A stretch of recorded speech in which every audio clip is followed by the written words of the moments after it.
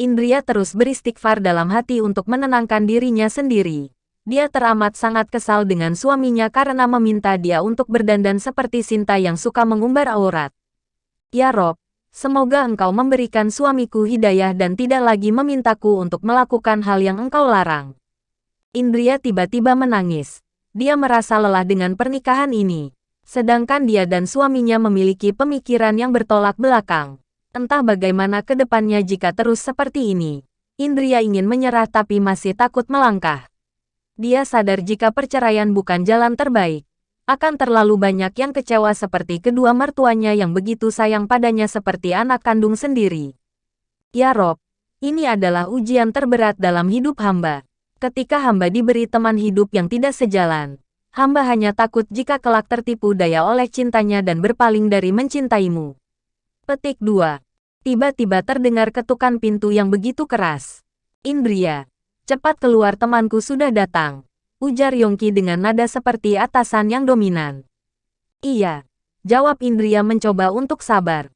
Indria merapikan lagi jilbab dan cadarnya. Kemudian memakai kacamatanya. Sebenarnya matanya normal dan dia tidak minus. Itu hanya kacamata anti radiasi biasa saja. Terlebih lagi bola matanya beda warna dengan gadis Indonesia pada umumnya. Dulu saat pertama kali mengajar semua orang mengira jika dia memakai softland sebagai gaya-gayaan. Makanya dia memilih menutupi pakai kacamata saja biar tidak menjadi bahan gibah.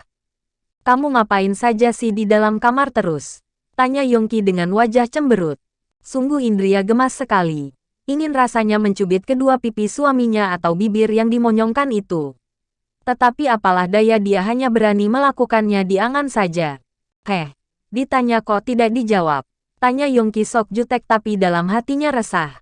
Indria memilih memalingkan wajah dan berlalu duluan melewati suaminya. Ah sial, dia beneran marah. Umpat Yongki dalam hati. Indria tidak tahu. Jika sejak tadi Yongki terus mondar-mandir di depan kamarnya ingin memberi penjelasan soal tadi. Tetapi dia tidak berani dan gengsi.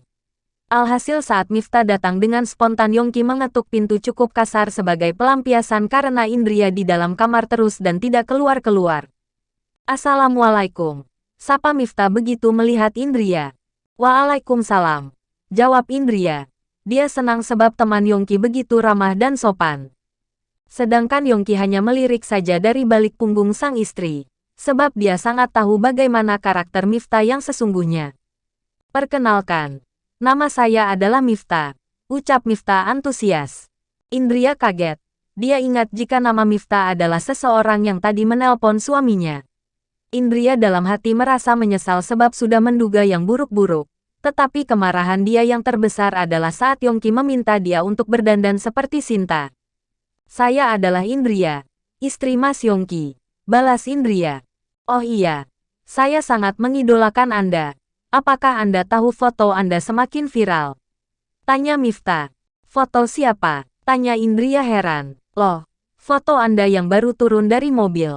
Aku kira itu memang foto mahasiswa asal jepretan saja tapi hasilnya bagus. Kebetulan saya juga suka mobil itu. Mau beli tapi sudah tidak ada. Keluh Miftah. Indria hanya tertawa lirih. Kalau soal itu dia sudah tahu dari beberapa teman sesama dosen. Tetapi melihat sikap Miftah yang berterus terang dan ramah dia merasa jika Miftah lelaki yang cukup baik. Miftah, tidak usah basa-basi. Ayo kita segera makan aku sudah lapar. Dan nanti malam ada acara apa? Sela Yongki sambil duduk di kursi meja makan. Yah pokoknya acara penting. Aku juga mengundang anak-anak lain. Jawab Miftah nyengir. Selamat makan. Semoga suka. Ujar Indria ramah. Iya. Terima kasih banyak. Maaf jadi merepotkan. Balas Miftah. Yongki semakin kesal dengan kedua mata genit Miftah. Dia tidak mengira di depan Indria sahabatnya itu bisa bersikap alim dan kalem membuat Yongki merasa jengah. Yongki makan dengan lahap. Dia bergegas menghabiskan isi di atas piringnya. Miftah, ayo, kita buruan berangkat. Katamu acara penting. Sela Yongki. Miftah melongo. Sebab makanannya masih separuh dan tidak rela pergi begitu saja. Mas, biarkan makanannya dihabisin dulu. Lagian sudah aku buatkan salad juga belum dimakan. Bujuk Indria. Ya sudah. Kalau gitu buruan ambilkan. jawab Yongki. Saat Indria pergi ke dapur, Miftah langsung berbisik pada Yongki. Sial, masakan istrimu sedap sekali bro. Bangke kau, katamu mau melihat mobil malah genit pada istriku. Umpat Yongki emosi. Cie, sudah ada yang mulai baper nih, goda Miftah. Ye, sorry selera aku bukan dia. Elak Yongki. Yakin, kalau gitu buat aku saja deh. Aku yakin jika dia buka cadar akan cantik sekali. Makanya suruh dia buka cadarnya. Balas Miftah. Yongki teringat kejadian tadi. Malah dia akan salah bicara dan membuat Indria salah paham lagi. Setelah Indria datang, seketika mereka berdua langsung diam. Semoga suka ya, ucap Indria ramah. Pasti suka. Semua masakan yang Nona Indria masak selalu enak, puji Miftah.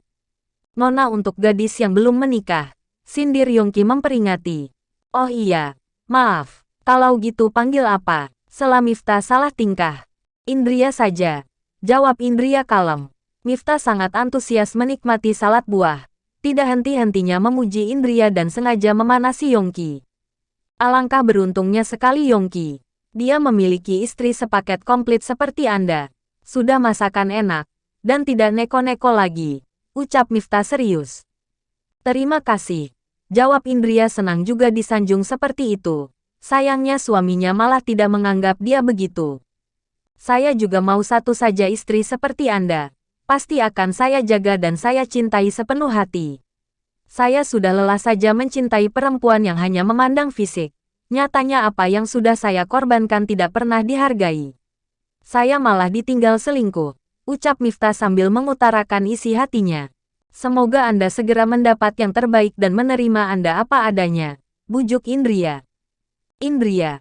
Kalau Yongki tidak menghargaimu datanglah pada saya ya. Pasti akan saya bahagiakan dengan segenap jiwa raga, goda Miftah. Indria jadi kikuk. Kenapa teman Yongki jadi seperti itu? Tetapi melihat lirikan mata Miftah pada Yongki terlihat hanya sedang mengerjai. Makanya Indria jadi santai saja tidak terlalu tegang. Mif, ayo kita buruan keluar.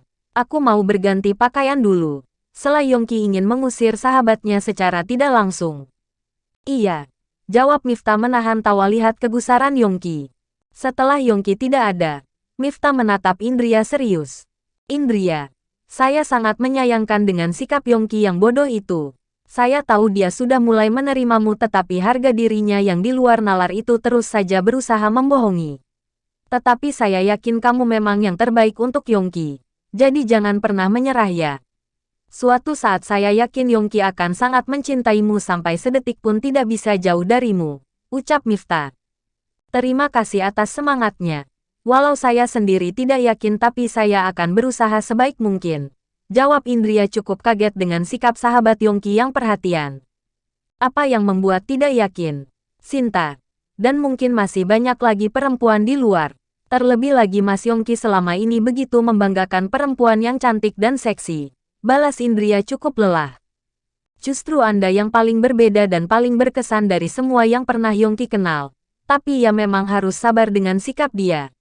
Terkadang Yongki ini selalu mengucapkan kebalikan dari hati dan pikiranmu. Yaitu karena dia orang gengsian dan tidak mau rendah hati. Balas Miftah tertawa. Indria hanya ada sedikit rasa semangat lagi. Memang akhir-akhir ini suaminya sudah ada perubahan sedikit demi sedikit walau sikap menjengkelkan itu belum hilang. Heh, apa yang kalian obrolan? Sela Yongki dengan tatapan penuh curiga. Indria terpana. Suaminya itu sangat tampan sekali kalau rambutnya dikasih minyak dan dinaikkan seperti menantang ke atas langit. Aku hanya bilang pada Indria, kalau memang tidak cinta denganmu jangan paksakan. Aku akan siap menunggu karena Indria adalah idaman aku, canda Miftah. Sialan kamu, ayo pergi, sergah Yongki marah sungguhan. Indria, saya pamit dulu ya. Terima kasih atas semuanya. Lain kali kalau butuh pertolongan apa-apa bisa hubungi saya. Anggap saja saya sebagai teman, ucap Miftah. Iya, terima kasih, jawab Indria mencoba menghargai. Setelah keluar dari rumah, Yongki terus ngedumel sendiri. Apaan sih, menjijikkan sekali kamu ini, gumam Yongki dengan tatapan tajam.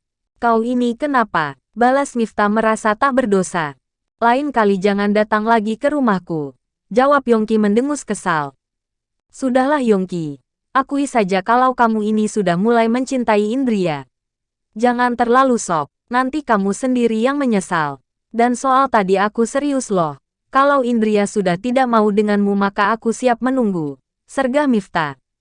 Aku sungguh ingin menghajar kamu. Umpat Yongki. Kau takut, tantang Miftah. Lihat saja. Aku pastikan Indria yang tidak akan bisa jauh dariku. Balas Yongki. Jangan egois.